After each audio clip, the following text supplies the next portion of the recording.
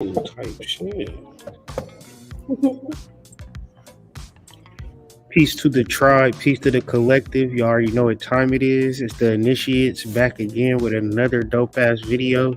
Today we're going to be talking about a few different things, but what we're going to do is break down Cat Williams' chart and give y'all a little bit more details. And the purpose of this video is to help you, assist you in understanding your own personal chart by looking at the world, looking at the chart, and seeing that everything is not so random. So if you look at a person like Cat Williams, who's achieved superstardom, and you look at you working at the Piggly Wiggly, there is hope for you, my friend. But I got my friends with me, got my homies with me, the initiates. They're here to introduce themselves. Go ahead, introduce yourselves to the family, to the tribe, and along with that, tell us what you working with, what you selling, plug your shit. Because if you don't plug your shit, nobody else will, my friends. And he's right to that. Welcome everybody. It's your boy AD, aka Lightbringer. Go ahead, drop into my Instagram where you can find most of my platforms, my YouTube, my Etsy, my Patreon. Also a link to the Harrison's Book Club. Fuck with us. Get readings from us. Get PDF downloads of books that it's hard for you to reach. We are giving those out. So reach out to us and check me out on Calendly. Get a reading from me, man. Much love, peace, enjoy the show tonight. True. What's up, fam? This is Breeze. I ain't that good at intros, but follow my Instagram. You can find all my information on there. Do natal chart readings, as well as break down esoteric information and break it down in a way for you to be able to practice out of it. Because what's the point of having the information if you're not using it or if it's not useful?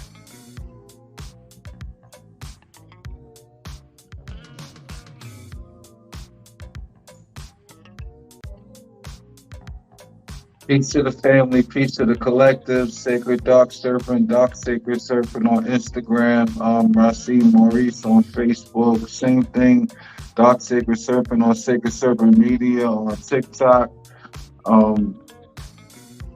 Thanks for allowing us this space at this particular time. I just want to give our shade to the ancestors, give our shade to these brothers and their family and everything that they got going on. I've been cooking. I've been in the engine just cooking. So, yeah, I'm just happy to be here. Thank you. All right, y'all know what it is, man. Visit whiterabbitpsych.com because we got the #1 premium psychedelic in the whole entire world, Craig. Not just the country, not just the city, but the whole entire world, Craig. Visit us there. And also, this Sunday, we will have our sacral chakra activation taking place. Check the link in the bio if you want to understand your emotions, things of that nature. Fuck with me. Other than that, if you want to reach me, DM me at Instagram at TheHoodMystic, and we can get it popping like we have been doing for years. With that being said, man, let's get into the conversation, right? So I meant to have that for the introduction, so I'm gonna let that introduction take a roll just a couple of seconds, just for the nostalgia of it all. You feel me? Just for the vibe of it all. You feel me? Just let it flow. All right, introductions is over. Let's talk about this because, man, when we talk about comedians making people laugh, it can seem like a big joke or unimportant. But from my recollection, whenever the world stopped, it's pertaining to these dudes. So my thing is, why are, like, this Cat Williams thing is viral. If you see it on YouTube, it got 6 million views in one day, right? They probably don't get 6 million views on the news, and the news is letting you know some detrimental shit is about to happen. People don't care. When Cat Williams starts talking, people tuned in, tapped in, want to know what's up with him and Ricky Smiley. What is that? Is he a magician? Is he just making jokes? Just a funny man? What say you guys?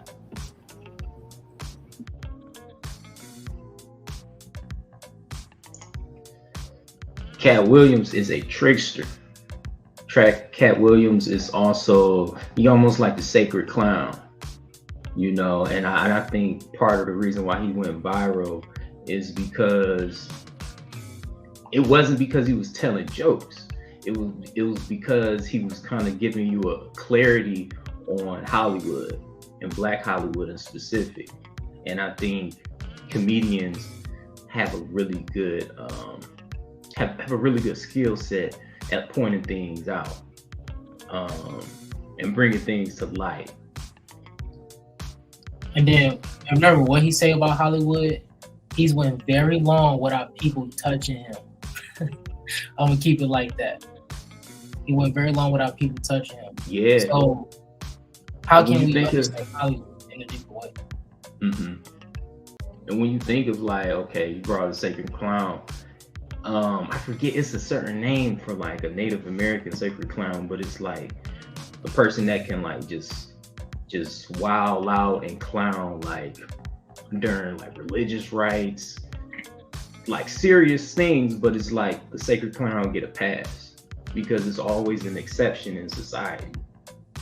Even to the point where Katt Williams was a part of a very religious family, but he was the only one that really wasn't religious.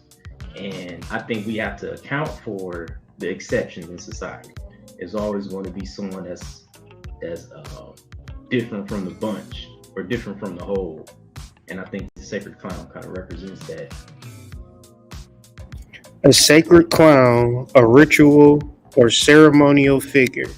So can we say that the Shannon Sharp interview was a ritual? Mm-hmm. Various pre-literate and ancient cultures.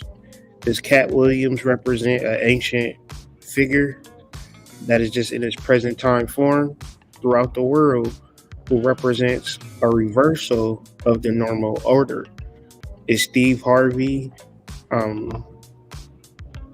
what's the one dude, Ricky Smiley, Cedric, are they representing the normal order and Katt Williams is representing a reversal? Or an opening to the chaos that preceded creation? So what makes Katt Williams so powerful?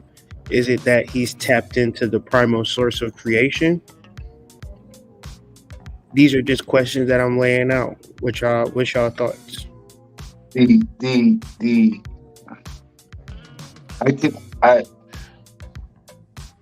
Playing devil's advocate, I can see both sides, right? So I can see how on the flip side, this is controversial. And, you know, the people that have to sit on the side and wait for these arrows to land and, you know, might have to answer some uncomfortable questions the next day, you know, those people might feel totally different from the people that are taking this as entertainment, right? And so I think this falls into our level of nasty work, right? Where Explain that. It's a bit disingenuous, right? For you to decide you want to pick your selective outrage moments when you want to divulge a certain level of information pertaining to whatever your perceived projection of these other comedians' success is, right? Like, his shit is a lot of projection, and it's also a lot of vitriol and vindictiveness in the shit that he's doing, right? But there's also a lot of truth to it. So like I said, playing devil's advocate is like, it depends on which side you fall on. Nah, you played devil's advocate perfectly, because I could now look at what Katt Williams did as like a last ditch effort for clout. Because imagine if you rich and you got your shit together, you don't care. Like, nobody was like, Katt Williams this or Katt Williams that. Like, y'all remember what Kevin Hart said about Katt Williams? Nobody was really thinking about it, right? And then he get on Shannon Sharp, and it looked clean, but was it actually nasty work? So I don't have Look. I the get. real answer. I do you even one better, big homie. Mix- Mhm. I do you one even big. Even one better. Cat Williams is the male version of Monique, right? Like Cat Cat feels Williams like pretentious. all. Is he Cat pretentious? feels like all of this comedy success. He feels like a lot of it is due to him, right? But he just hasn't gotten the recognition that he deserves for being the comedian that he thinks he is, right?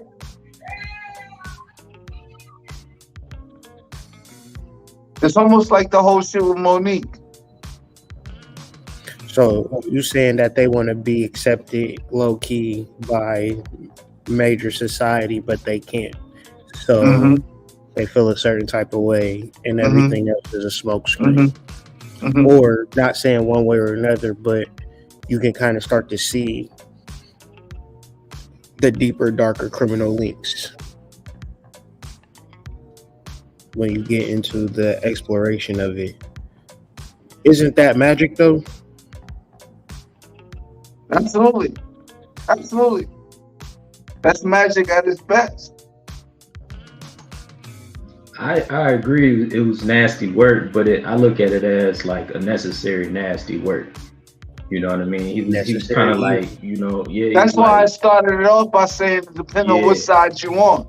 yeah. It was like he was the garbage man, or you know, cleaning out the closet type of thing. You know what I'm saying? Because a lot of us, you know, a lot of us look at those comedians like, man, they good, they this and that, and they funny. But to be honest, I never thought Steve Harvey or Citric Entertainment was funny. It was funny on like the TV show, but like stand-up comedians, that's like, you don't really get that no more. You know, you don't really get that no more. And I think he was probably feeling some way about like the art of it. You know what I mean? Like, I really do this shit. You know what I mean? Like, you know, like he probably feel like he Michael Jordan of comedy type shit. You know what I mean? Like, and everybody else is kind of trying to pose. You know what I mean? Like, that's how I see it. You know what I mean? Or like it's like Jadakiss to a Blueface. You know what I mean? But Jadakiss not talking shit about Blueface online. You know what I mean? It's just kind of like, I don't know. That's a good point. That's Yeah, that's like if like- if Jadakiss started dissing all of the whack new rappers, you would just be like, I understand what you're trying to do, but like, what point is you trying to prove? Yeah. And then Because I when you mean, think about Go a ahead. trickster is or a sacred clown is the only person who can make jokes in front of the king and not die. Mhm. So it's just like, you know, as in both sides. One side is like, what the fuck, Cat on, bro? Like, and the other side is like, oh, Cat is speaking about the stuff that's not happening. Because when you peep on what he was saying, how he was talking, when they talked about him being off drugs, you know, he goes, I've been the same weight all my life. So how can you prove I've been on drugs? Who can you say I've done drugs with? Who can come out and say these things? So you have to understand the arguments he's making, because what a trickster and comedian does, they know how to use words as a sword, and also they're like the devil. They can tell you the truth and a lie one at the same time. So that's something you have to think about a trickster. So whatever side you choose, understand there's always going to be a different polarity to it. Different rules to different games. Jabri said a trash man or a garbage collector, but we enter into 2024. So 3 days into 2024, he does this and he's like basically cleaning up. But the nature of Saturn with the sickle is to clean up so if corn harvest, you have the corn husks that populate the farm. So the nature of Saturn would collect all of those corn husks and allow for new growth to happen, right? So all the dead comedians, you would say he came and collected them and allowed for maybe a new crop of comedians to come up with a new voice. So, and then you AD had also said like being in some form of balance, one side or the other side. And a lot of the things that he was saying in his interview represented a level of spiritual truth, and how, yeah, the net worth of Steve Harvey is 200 million and his ain't that much, but it's kind of like he putting you in a understanding that you can have all the money in the world, if your soul ain't right, that money don't matter for real. And not to say money is unimportant, right? But if we in this 2024 energy, we really got to learn how to balance the spiritual with the material and know the rules of each game, right? So it's like, have y'all been thinking about or intuitivizing the balance between the spiritual realms and the material realms in this beginning year? Like, have you been more conscious about doing spiritual work, as opposed to like working real hard type deal, or is not something that you think about? I would say for me, I've been thinking about more the spiritual, because as I'm learning through my experience of life, you can't separate the mundane and the spiritual. You just can't. Everything is just connected and woven together too hard just to say like, it's like trying to separate science and spirituality. They're one and the same. So whatever route you take, you might think, oh man, it ain't that much to it, I'm just doing this. On a deeper level, you might be having an interwoven of connection that you've not been tapping into, but you only be getting bits and pieces of.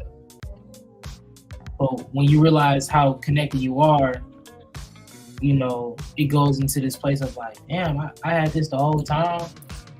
Like, bro, low-key had my back the whole time, and it was you doing this for me. So you have to really think about that in a small hole within your life. Just journaling last year and just walking into this new year. What are you really desiring? What's really in your mind?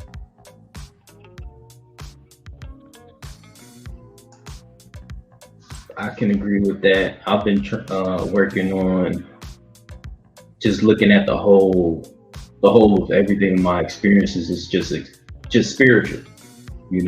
Everything is spirit. Everything I do every day is a meditation. You know what I mean? And just trying to balance. And the biggest thing is like what I do when I'm home, when I'm journaling, meditating, and then when I go to work during the day, and really balancing those two things, and really understanding that money is great, like y'all saying, but it's not gonna make you happy. We wasn't born to make money. You know what I mean? To be here and make some money. Who's going for a specific purpose? That's what I'm working to find out. Yeah, it makes me think about like I don't know if y'all ever saw that movie The Fountain, where in one level our mundane existence is like is like separated, like our job is our job and our spiritual is our spiritual. But in The Fountain, it was more of, he was a doctor or a scientist, but whenever he did his doctor scientist work, his soul would be in another dimension doing the same thing, but just on another level. So it gets me to think, especially doing readings, it shows me that, and I'm always imploring this to people, that your job is a part of your purpose. And if it's not, you know it, right? It's a part of it. Like where it's like, I got this job, and I got my spiritual, and they separated. That's going to be a hard road, right? As opposed to finding the spiritual nature or the spiritual foundation root to why you working, where you working, maybe what's the next step, things of that nature. But it's all inclusive. So this is also how you know you had a bullshit job if you ain't feeling that. Like that ain't what it is. Like you know it ain't got nothing to do with your mission at all. So it's like being able to suss that out is very key. Yeah, and to add to that, I noticed that, from the jobs that I've had, I got what I got out of those jobs is not what I thought I was going to get um, on my first day, if that makes sense. Like the ego says, like, I'm gonna get this experience and it's gonna help me, get better so I can make more money. But it was like, no, it really helped me find out how I play victim in situations. You know what I mean? Like that kind of thing. It really had nothing to do with money or career or anything. It just had more to do with like sacral chakra work for me. I'll say that. You know. Indeed, because you can be in these particular positions, situations in life, and you're like, oh, I hated it. 20 years from now, you're like, oh, it was so fun when we was doing Yeah. that, whatever. So it's like you got to keep your emotions at bay when you in your purpose, because you probably misreading it, especially if Mhm. you are in a position. So it's always like I bring it back to like Christian church. God only gonna put you in situations He can put you out of. Like God ain't gonna put more on you that you can't bear.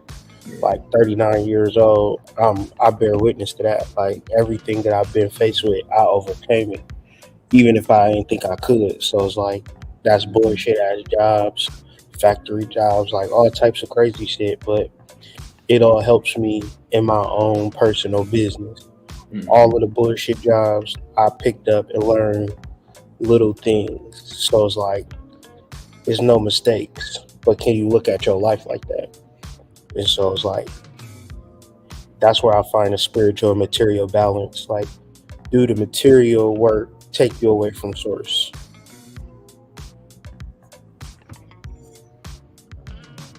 Serpent work like 28 jobs. How do you balance the spiritual and material?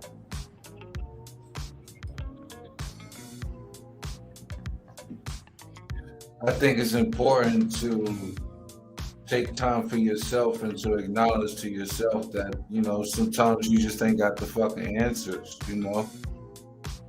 Um, there sometimes may appear like there's this book, that you're supposed to follow and shit, but it's different when you're dealing with so much strong spiritual energy, and then you gotta go work a mundane 9 to 5, right? You're doing this extra shit to keep this 9 to 5 going, but yet you give like the bare minimum to your spiritual energy. And so, you create the imbalance within your life inadvertently, and it's not something that you probably decided to do on purpose. It might just be something you did inadvertently. And that's the difference between being able to recognize the spirit that exists within your life and then being able to recognize that spirit actually exists within your life.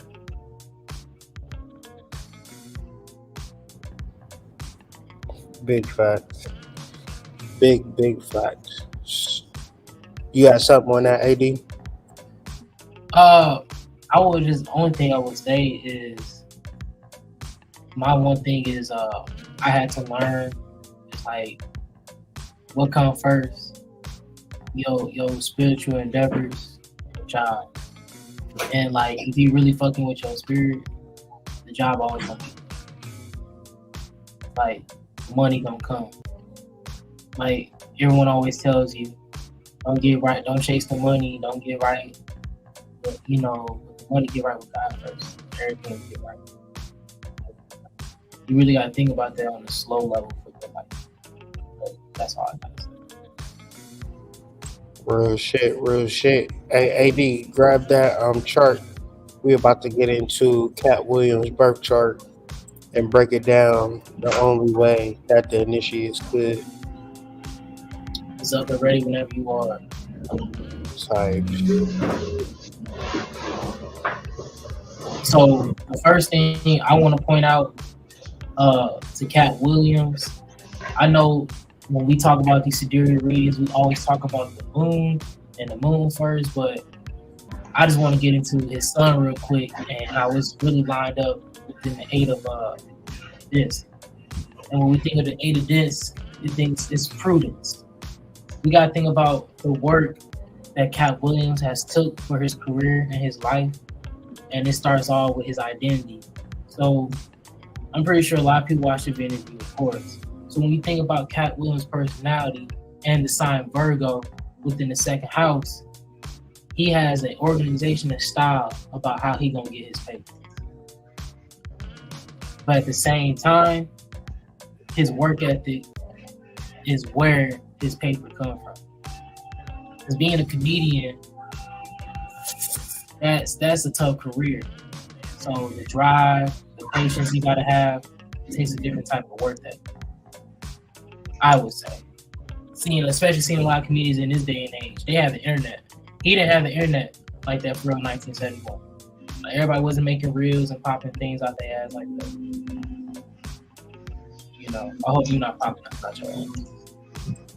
And his sun is conjunct Pluto. So if you're going to look at this chart from a Western standard, which is cool, that first deacon of Virgo is the eight of disc. The eight of disc is just somebody that's going to work every day at whatever they're good at, right? If Cat Williams, you looking at this chart, and Cat Williams is a little boy, and he like, Daddy, Mommy, I don't know what I want to be when I grow older.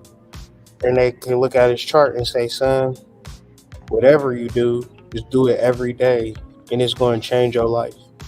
You're going to make a lot of money. Daddy, how you know I'm going to make a lot of money? Because the sun is conjunct Pluto in your second house. So consistently work on your craft. So when you listen to the interview, he's talking about how he lived all over the place, basically. And he worked incessantly on becoming the best comic, right? So he really living out that chart. And I think, like, y'all could just deal with each and every aspect that y'all see, and then we'll deal with the transit chart. But everybody can take a bite off of each aspect, because he got a few aspects that stand out very strongly in his chart.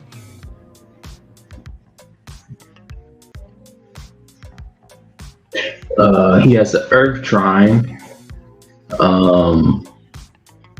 You already spoke on what's in Virgo. In Capricorn, you got that Mars conjunct the North Node.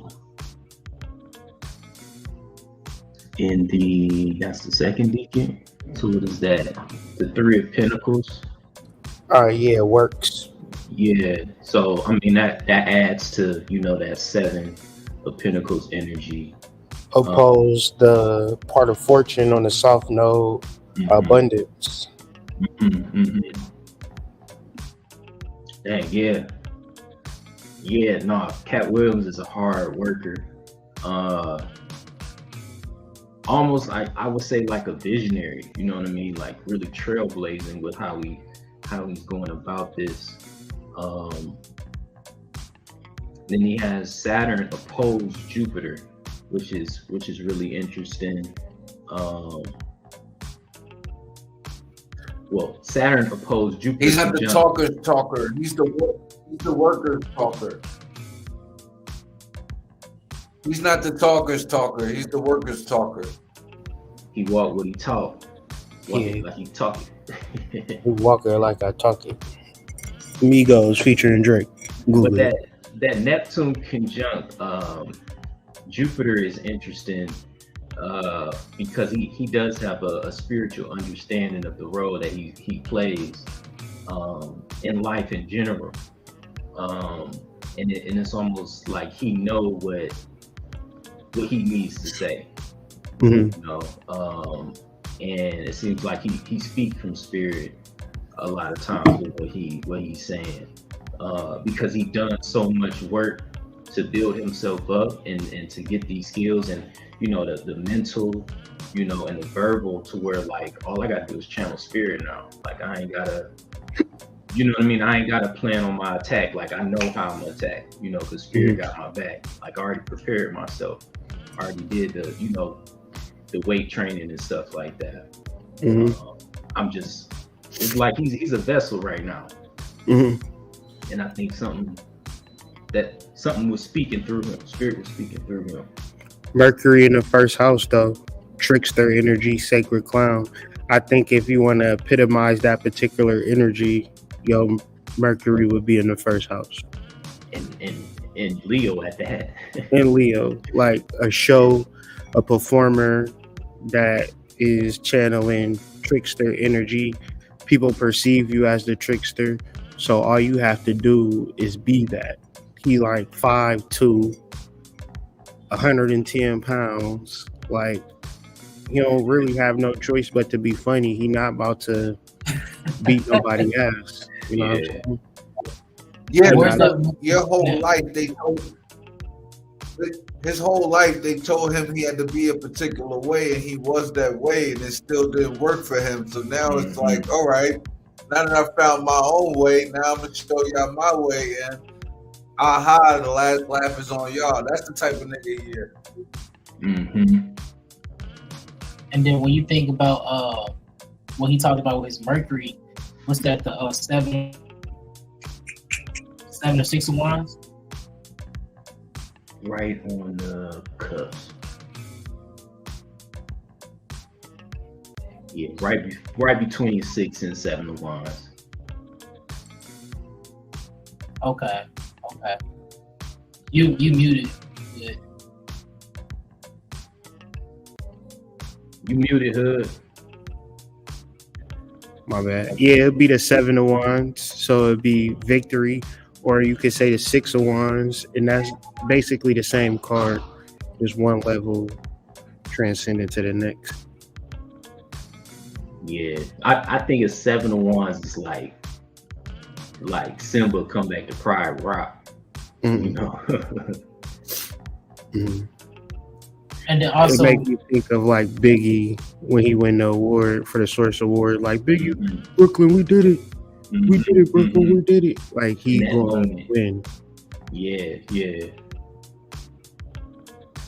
and remember, if you, as you've been keeping up, Take credit, ass nigga.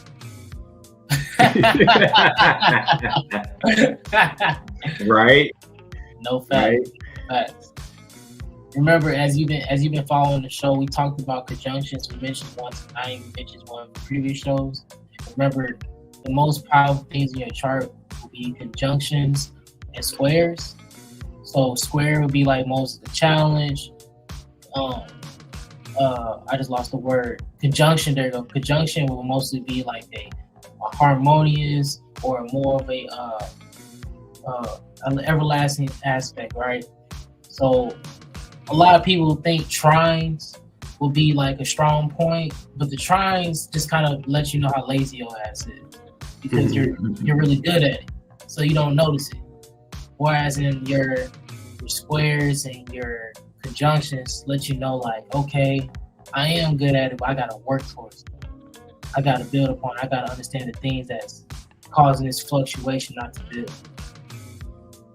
So I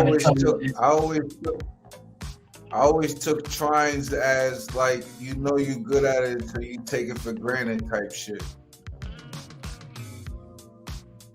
Yeah, because when you look at a lot of trines, you know, a lot of people try to say, oh, this right here, but like, you just reminding them how good they are at something, but they just being lazy at it. Like, yeah, I mean, I can't do that.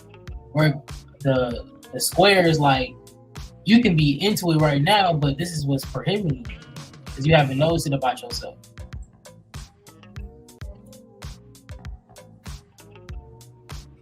You were saying something, Serpent?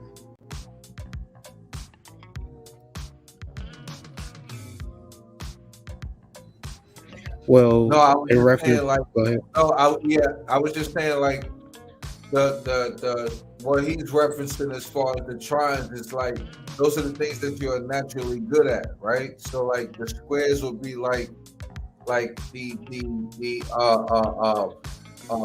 guard post, right? Where it's letting you know where you can't go or what you shouldn't do. Whereas with the trine, it's like you know you're good at these particular things, so you're gonna take a lot of things for granted that come from that. Like that's what I got from that. Yeah, I always say trines are interesting. It needs some form of a catalyst.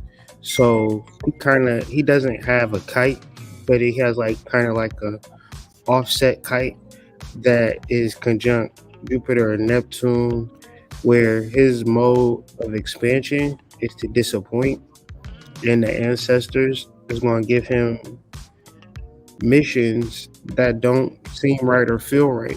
So it's like he have a unique voice, and that's another thing about conjunctions is that they create uniqueness in the individual. Uniqueness like chocolate milk, right? That's how I describe a conjunction. Chocolate is one thing, milk is one thing, but when you put them together, they create something completely different. And once they've created, it can't be separated. You can't then strain the chocolate out the milk and make purified milk again. It just is what it is. So when you look at your chart, you're also identifying your uniqueness and more in telling your personal mission. So it's like with Katt Williams, he doesn't really have squares in his chart. He just has a lot of conjunctions and a lot of trines, and he has some catalysts due to disappointment with his father, right? Jupiter conjunct Neptune. In the interview, he's talking about how him and his father don't get along. He got kicked out of his house, right? That's disappointment in the fourth house, but it's okay. This is going to lead to your expansion and your spiritual development. It don't seem like it. That first deacon of Scorpio is a motherfucker, but ultimately it leads to a resolution when you get the fruits of Jupiter, which is a successful comedy career, right? An enviable comedy career. That's why the fourth house is always opposed to 10th house. So you can also see this Jupiter opposed Saturn, right? So the quarrels with your father ultimately lead to success, right? And it's all in his chart. You could literally watch the interview and you know what you're reading in his chart. You could detail all of it. You know he's a genius because he doesn't have squares. He doesn't have challenges to the mind. Yeah, you could call the shit with his dad like his rites of passage, really. Like 100%. And that would be a earth sign grand trine. That would be a natural initiation, like the earth ritualizing you, initiating you. And it's like moon and like just like Oprah's chart, that 10th house, that third deacon of Virgo in the second house is automatic. That you ever been a broke, like I could be a broke ass person, right? But it's also people who have just money, right? Katt Williams in the interview, he say, I always had money, right? I always had a pocket full of money. Well, because his moon is in the third deacon of Virgo in the second house, right? It's a very interesting chart, especially when you pair it with the conversation. Yeah, and I just feel like when like interpreting your own chart, or if you diving into it and you like really just don't know, one thing always to remember is to focus on that sun and that moon, and then watch it as it goes through transits. Learn the small things about your sun and your moon, because as you can see, his sun and moon was in the same side. So most times, a lot of people's sun and moons are far away, or they're opposing, whereas his sun and moon is like within the same house, same spot. So basically conjunct. You said, what's up, you dog? Basically conjunct. Exactly. So it's really not no hard conflicting aspect within his mind within himself. He is who he is. And most people are not. Most people's sun and moon is at a weird angle.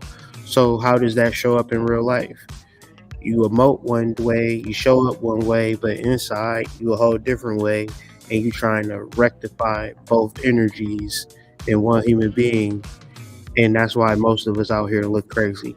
But if your sun and moon is conjunct, you way more intentional than the average person.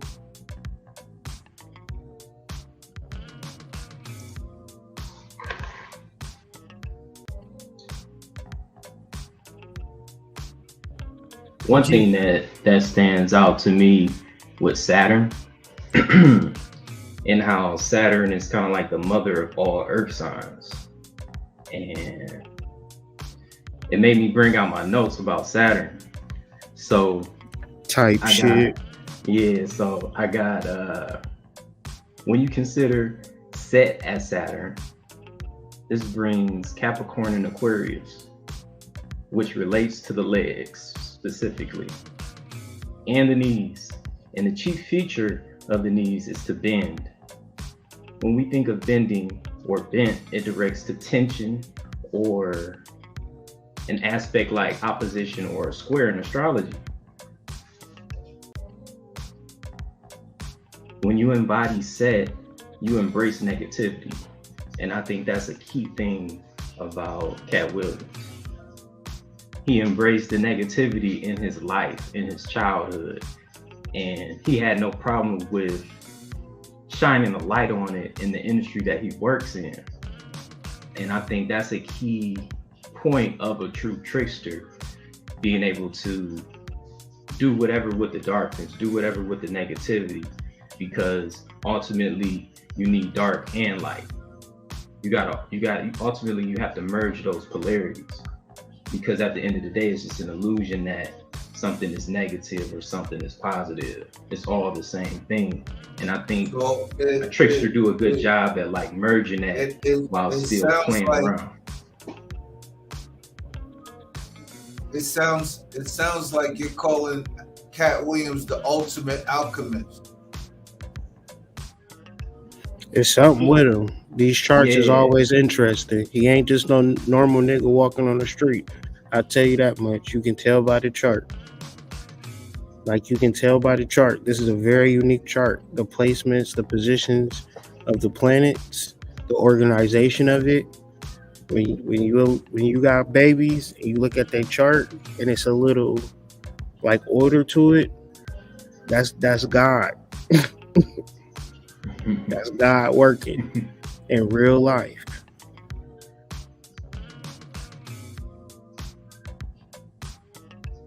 Yeah, and I feel like that how Saturn is at the top of his chart by the midheaven, right? Yeah.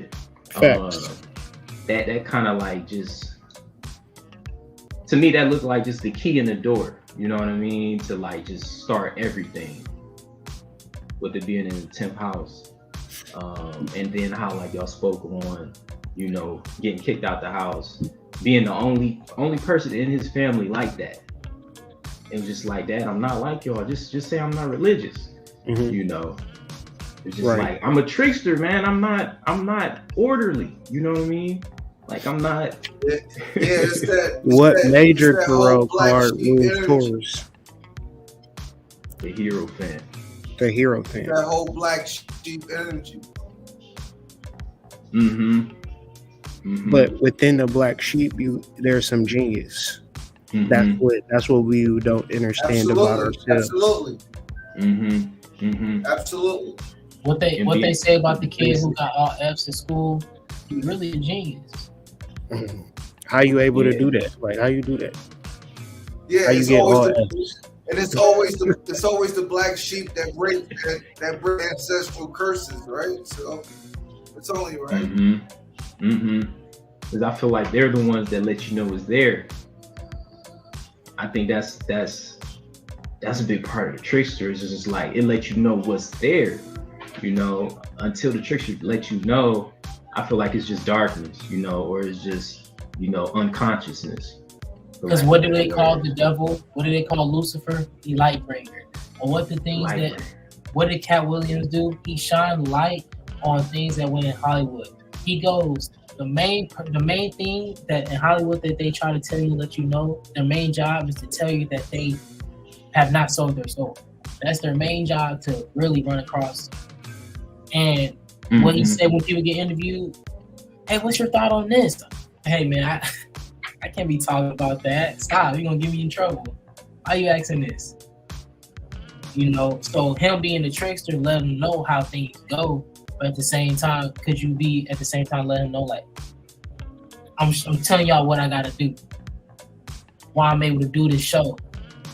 I'm the master trickster. I can trigger from the guy, from the man, and not get hurt, or from the powers that be.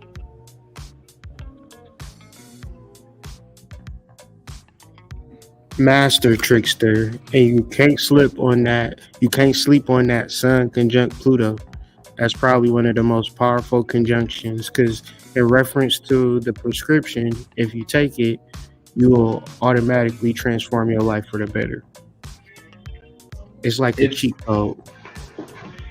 It made me think, because it's almost like, think of the Olympians, the Greek gods, right?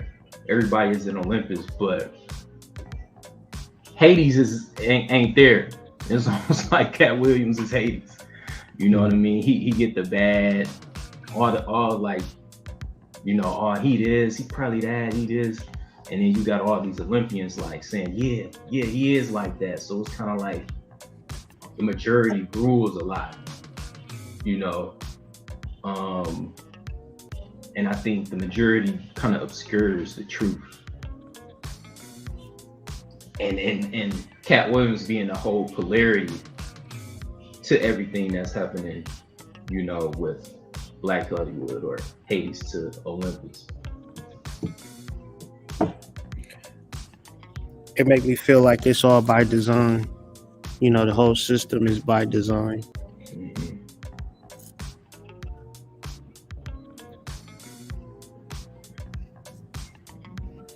Anything else stand out to y'all about this chart? Well, one thing I will want to say is, like, a lot of people, they kind of always asking me this about charts, but like, what about the planets? I mean, what about the houses that have no planets? Like, am I just not good at those things? That's the question I get. So that's something I want to ask y'all. What's y'all thoughts?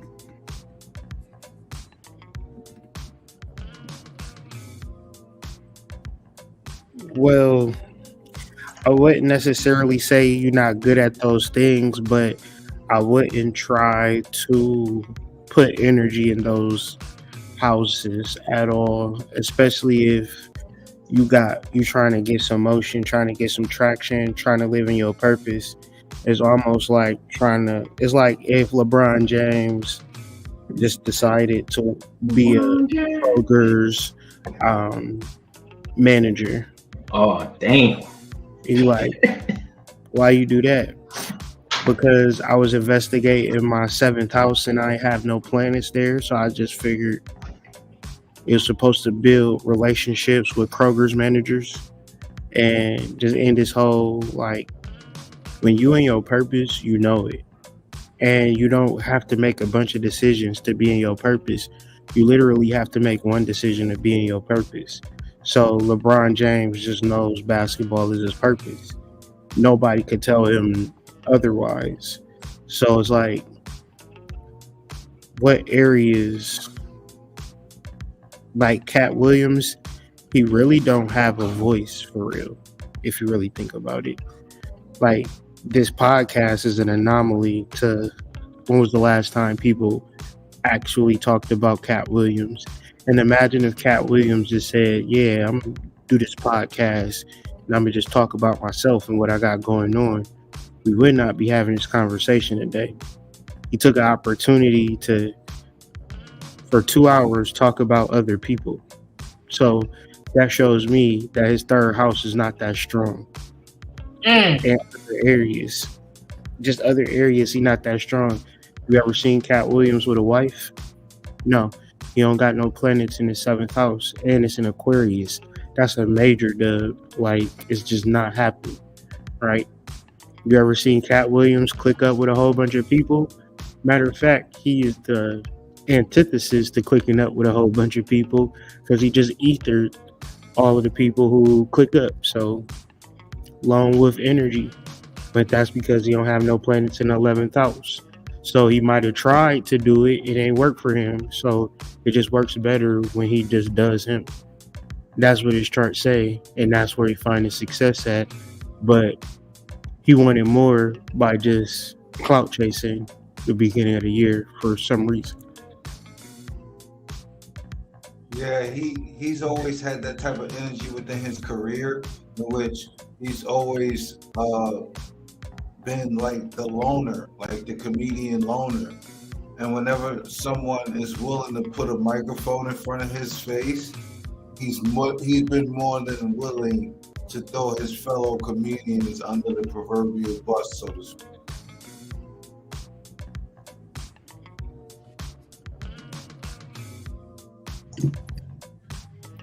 I think also with no planets in certain houses and signs, that's when you move on to the transits. You know, those transits will speak. They'll say something as well. I think it's interesting. His Chiron is in Pisces in the 8th house. Maybe think like maybe he just really submitted to what he felt he was supposed to be doing. And then like he adopted so many children. You know, I think that has a lot to do with it. And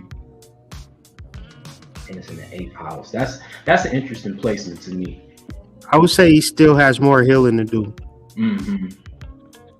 to get to his full purpose. Like he can, I think when you do things and it goes viral the way it do, it shock you and surprise you, and it puts you more into a mode like I need to be doing this more.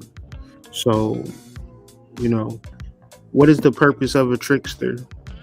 Like a trickster is much more powerful than a soldier. That's why the whole point of the colonial army was not to kill all black people, just the tricksters, right? Because when you kill the tricksters, you kill the whole community because that's what the community listens to.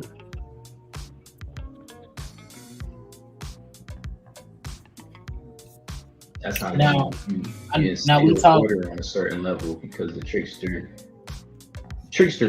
shows you how you're an illusion. You know, it allows you to laugh at the whole situation, predicament. That's how I look at it. Like it's not, and that's why they're important. And what you're saying that it makes me think about the conversation with the devil. You know what he do the whole time. Yeah, I wouldn't devil. I'm sorry. What he do the whole time? He basically told bro how he do stuff. You know, and he told him the whole time because he know, like, I mean, good luck knowing how to stop it. I mean, if you do, I know how to get to you. You know, I know what you like and want. Right. All I gotta do is feed you the urges that's already within you. You'll do the rest. Now we talked about a little bit of his chart and just the natural aspects. Now we're just gonna get into the transitorial aspects of it, and like, you know, what he jumping into is just energy right now as of today of the new year. What 1 second? It looked like the planets on his natal chart on here shifted a little bit. They shifted in like placement, but not in actuality. I think just the map is a slight different, but it's the same thing. So the interesting thing about his second house is that his Lilith and Uranus is exact conjuncted. And with that, like, you are dealing with somebody that is insanely psychic, right? Insanely psychic. So it's like you want to be his friend.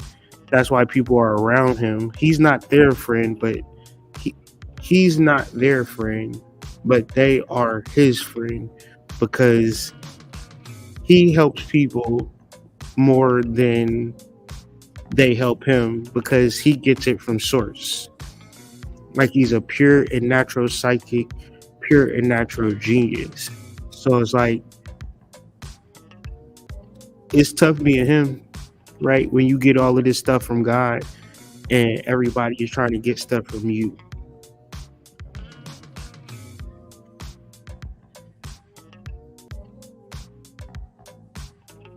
Would you? Yeah, he lives a lonely existence. Really lonely. Would you guys say that Lilith is kind of like the moon if it's related to any other planet? It's related to your subconscious and unconscious self for sure. And the moon is like if you get taken over by the moon, it's hard for you to get your bearings together. The same way with Lilith, it can be extremely dark but extremely liberating when you understand the phases and patterns of your life. So everything like a random life becomes an intentional life like that when you understand the moon. Darkness, sexual deviancy, debauchery turns into psychic awareness like that when you understand Lilith. So having those two energies in tandem basically conjunct three energies, and then you have Uranus there. So this is like the spirit of Dick Gregory in this form. So he has a lot more healing to do, a lot more living to do, and a lot more of bringing awareness to the masses.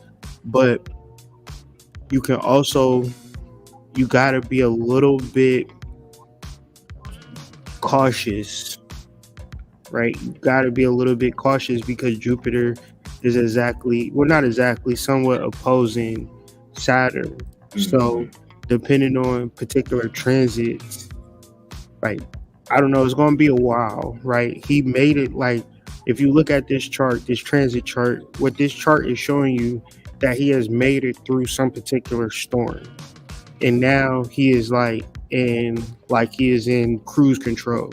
He's in a brand new car and he's about to test drive it, right? But he got to be careful because his level of freedom mentally, vocally, has never been seen before.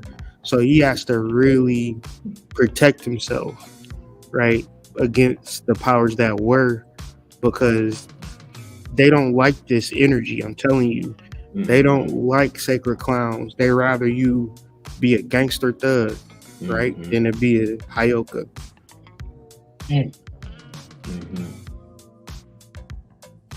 Also, looking at his Mars transiting the fifth house, you know, you can say it's a time of play for him. You know what I mean by play? Like he's acting right now. Hence the show dropping. And then two, is in Sagittarius. Sagittarius the arrow. So what was he doing today? He was shooting shots. Shots was fired.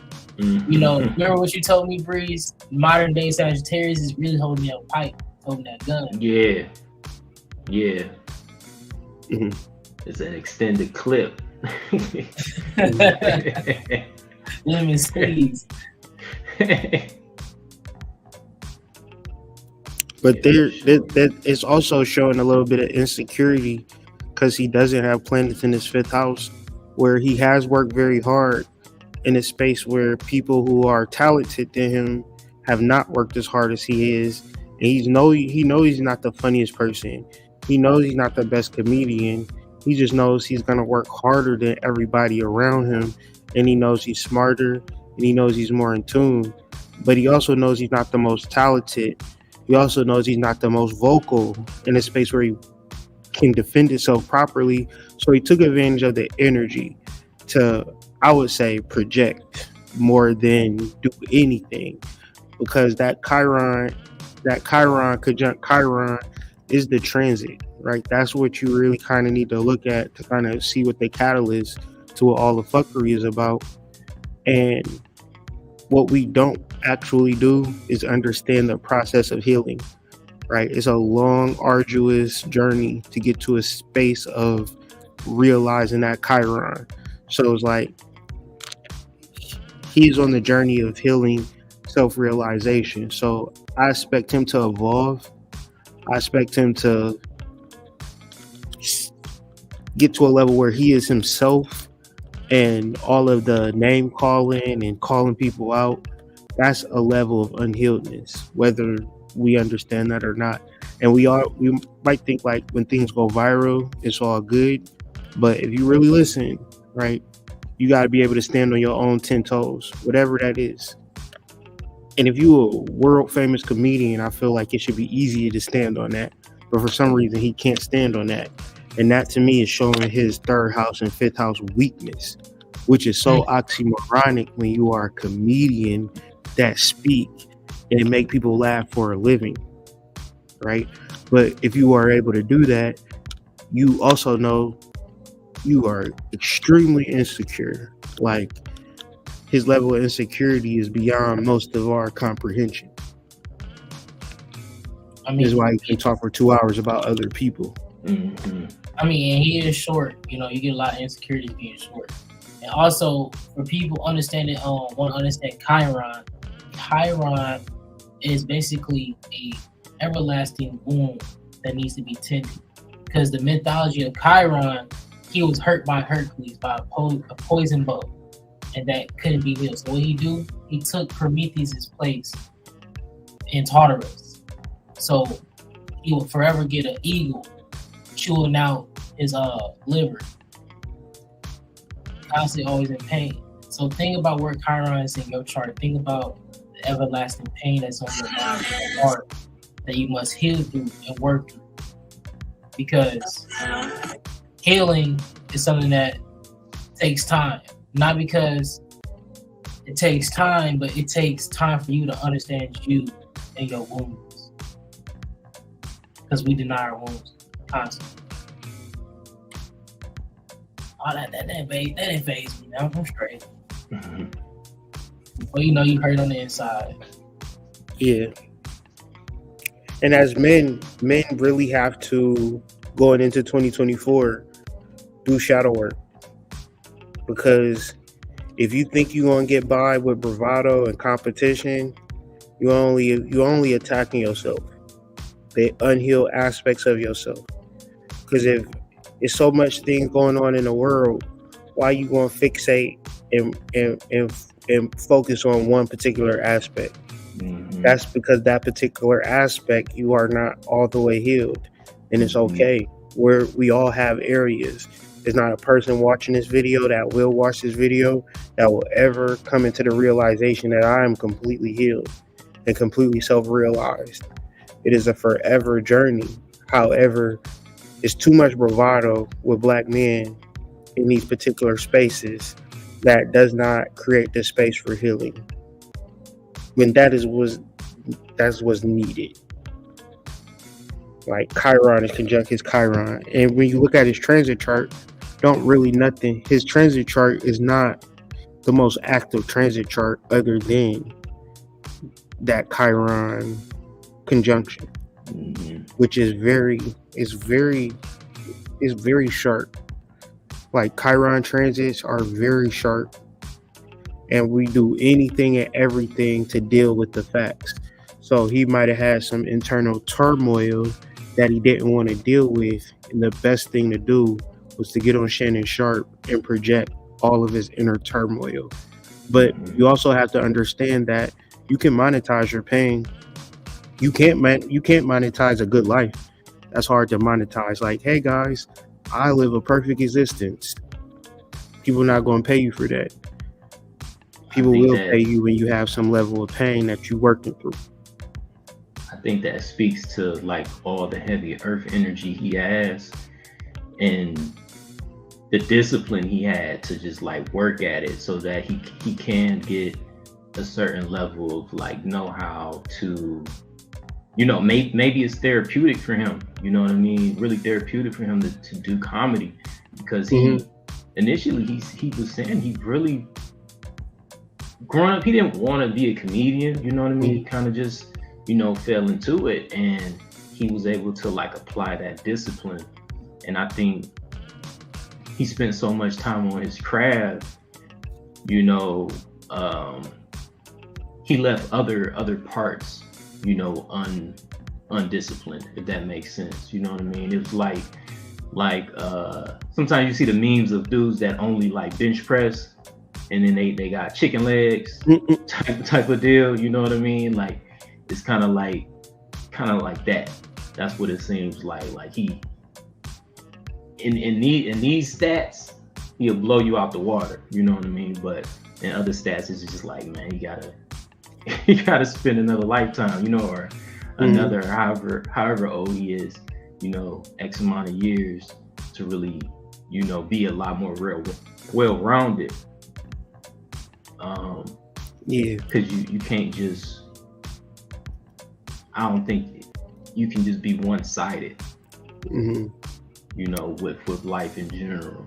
No matter how good you are at that one side. Because even with a trickster, is like that even the clown's insecurities will show at some point. Yeah, like it's no escaping it. Like it's no escaping this. And like they say, most comedians is real dark for real. Like, and his chart can show a dark, lonely person that no one understands. Period. Like we're relatable because we have to be. But when you a millionaire, you don't always have to be relatable. And the distance that you create between you and other people, to never not need another human is a different type of isolation, one would say. So it's like, it's good to this chart and it's bad to this chart. Like, and you got to be able to soberly look at your chart and then go and double back to what we talked about earlier about empty houses and charts. I think if you are serious about yourself, you can actually work on these areas as areas that you're weak in, and not work on the other areas. Like Katt Williams don't need to focus on money more than he need to focus on how to build a network of support, how to build partnerships, how to enjoy life, right? Having millions of dollars and not being able to enjoy life is crazy. Like, you really need some inner healing and deal with these inner wounds. So, and it's all how you deal with other people. Like, we also escapes them. We gotta take into account the psychological disposition that enthralls, right? Like, because he's a comedian, so like he is lauded over and appreciated because of his vulnerability, right? So it's easy for an individual to lose themselves within that aspect of themselves, right? Where being vulnerable is the only way you can get people to help you feel anything from life, right?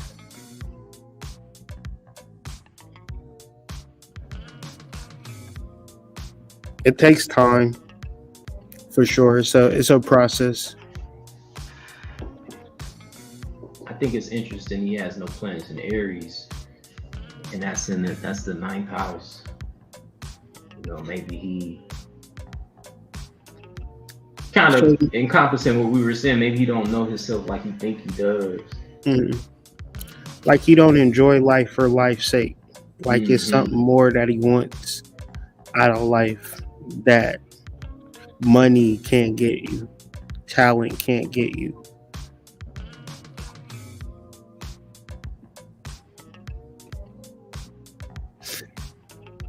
So let's end this conversation, man, with our last topic, desire and responsibility. This was Serpent's topic, and I felt what he was saying, but I'm gonna let him introduce it and present it to us.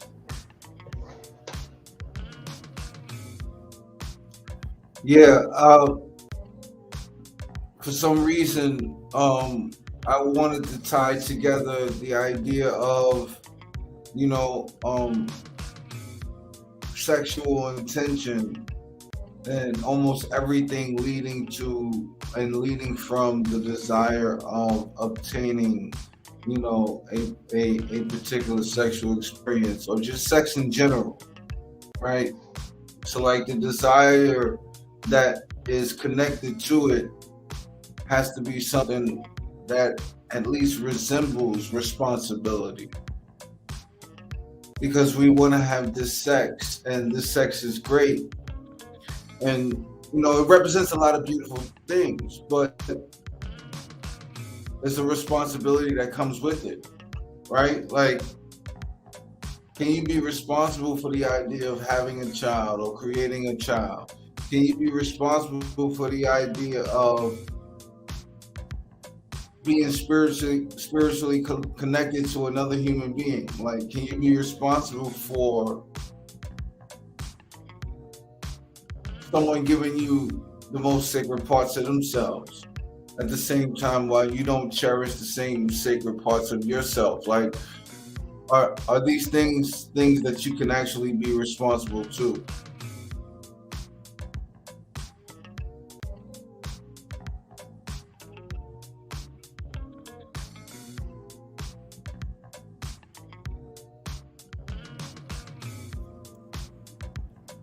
Where this coming from, sacred?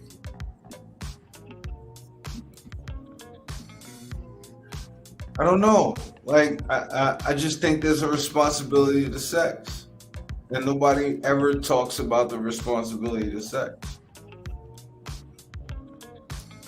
I think because as far as us not discussing it, I don't think we carry kids for 9 months, so we don't actually biologically carry that burden, right? So our responsibility is different for the desire of sex. That's why But is it really? online. But is it Yeah, really? yeah, But is yeah. it When you really? scale back, when you scale back, listen. When you scale back, and you say, is it easy for a woman to get sex, or is it easy for a man to get sex? It's easy for a woman to get sex. Like, she can have sex. It's harder for us to have sex because women don't naturally want to have sex as much as men do because they don't have that burden. Like, there's some freaky assholes out here, but that's not the majority. And even if it is the majority, it still is not going to ever equate to the horniness of dudes. So it's like, we don't know. We should, like, and it depends on who you having sex with. You don't care if you're dealing with prostitutes, right? And a prostitute is better sometimes than having a girlfriend, right? You spend $150, get that nut off. How much you gonna spend taking your girl out to eat every week? Just for the same nut. So it's like, you gotta be very aware of everything when you dealing with women, because it all ain't the same, in my opinion. Well, my thing about desire and responsibility, especially being where I'm at, you think what you want is what you want right now, until as you like really go through things, you walking through shit and you like, man, I don't even think about that no more. So when we actually pay attention to our responsibilities, we really answer our desires. Because when you handle everything, what's there left to do? I can low-key finally do this real quick. Got my money saved up. So it's just that my thing with words is, what is something that you have to respond to for your responsibility? Or what is the response to your life and your constant situation? Yeah, like whatever you desiring, it's almost like you desiring responsibilities. Like everything you do comes with a everything you desire comes with like a maintenance booklet. You know what I mean? Like, you can't you can't have anything without also dealing with having to maintain it. You know, I think the maintaining effort, or I mean, and it also makes me think of accountability as well. You know, um, so I try to look at it like I'm not desiring this car or this relationship. I'm desiring, the work that I'm gonna have to put in to keep it. You know, or what's going to happen to me after I get whatever it is I want. Because sometimes we enjoy just wanting shit, as opposed to having it. Because yeah, for real, I just want to be happy. What's my responsibility for being happy? You know what I mean? Shit, meditating every day, choosing myself. That's what it makes me think of. I'm gonna throw this out there, and I'm gonna wonder what y'all think about this. This Zachary Lansdowne, and he basically saying that all your desires are false, and you should never follow your desires, but you should overcome those desires at all times. And he says that all desires act as though glamour were a trustworthy guide, like where if you have a desire, your normal mode is to just go after it. But as a spiritualist, the mode is I have a desire, I must overcome it at all costs. Like I must reject all desires. Like period, point blank. How do y'all feel? Do y'all feel like that's an attainable goal or unattainable? Definitely. We call that the bodhicitta, right? Like you what you're describing is renunciation, where you totally get to the point of understanding self, and then in the next moment you understand that you need to eliminate self, right? Like you're part of this creation, right? So the necessity for you to accumulate is worse than the detriment, right? It's more like a negation against the being, because the ultimate goal is purge, is letting go of everything that you think is necessary for you to be. So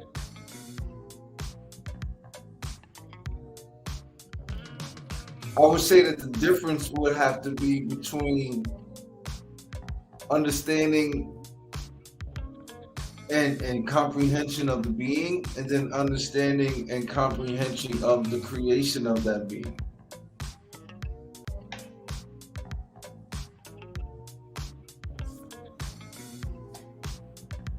Made me think of samsara.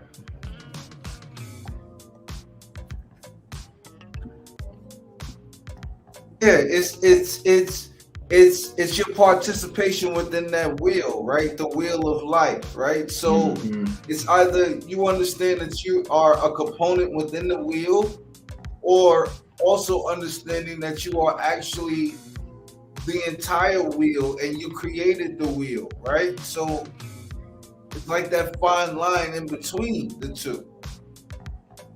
Mm-hmm.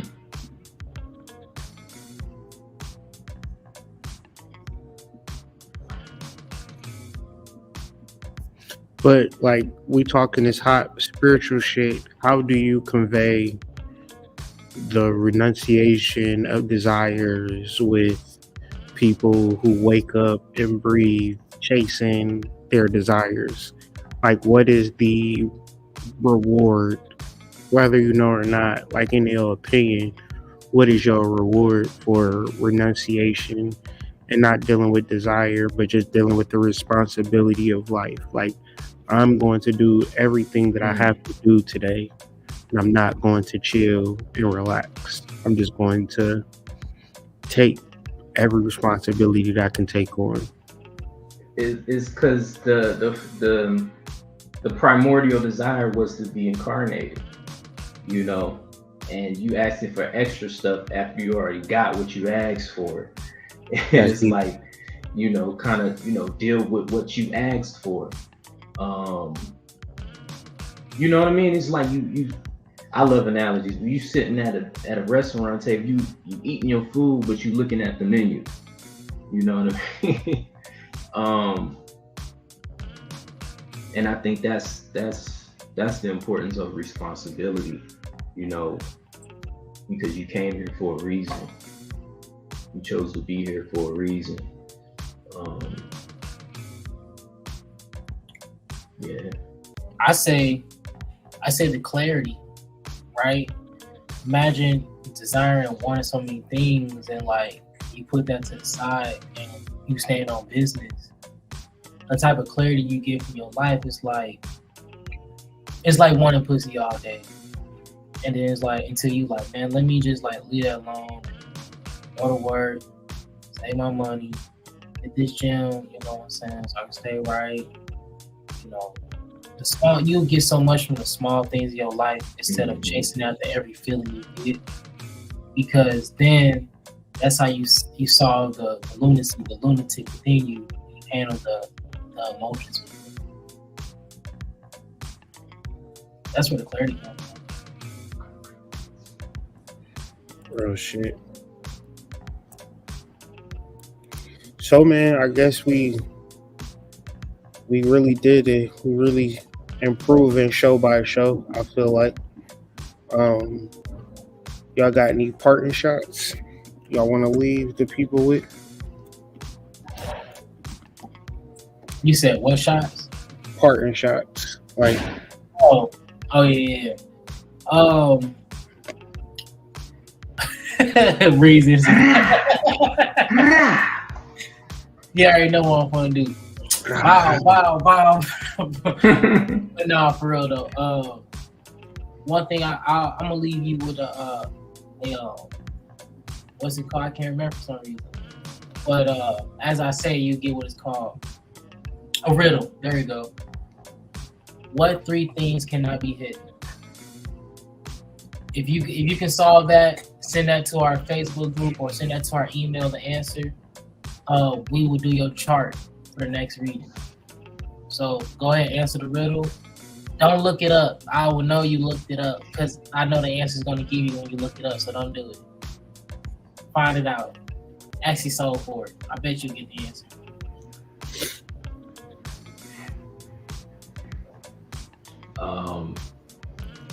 Follow the Hero Fans Book Club. We dropping an episode tomorrow evening. If not tomorrow evening, for sure Saturday. On the chapter 6 through 11 of Genesis, which is about Noah and the ark, or Noah building his altar. You need to build your altar, work with your soul, establish a non-physical connection with your soul. It's going to be about that kind of thing. Type shit. Join me Saturday, January 7th, 2024. Link will be in the description. 11 a.m. The Hierophants will be in the building. We're going to talk about our emotions, our emotional body, establishing even more connections to self. In all of the world, we know everything about everything, but we know little about the person that we are, the spirit that we are. And that's what we're talking about at this webinar: information and instruction and information, sacral chakra activation, chakra nova. Y'all already know what the business is and what the business ain't. Man, shout out to y'all, man, for joining me this evening, joining us this evening, as we continue to do these videos and build, man. I feel the surge, I feel the build. And we're just going to try to deliver more exciting content. If y'all want to take part in this, email any of us Instagram any of us. We'll send you a link. If it's something that y'all want us to talk about specifically, y'all want us to look at a particular chart of an event, a person, place, or a thing, a baby, an animal, your dog. You want to know if your dog has purpose. Birth chart to the initiates so we can break it down. As you can see, we broke the chart down like nobody on YouTube, period, point blank. So if you want content that is deeper than the surface, y'all know where to find it, man. Peace to y'all, man. Thank y'all for joining us. Y'all got anything to say before I end this? Fuck with us, man, because we your favorite spirituals panel. That's all I gotta say. All you got is your balls and your word. Semen retention, and we out on that. Peace. Peace. Peace.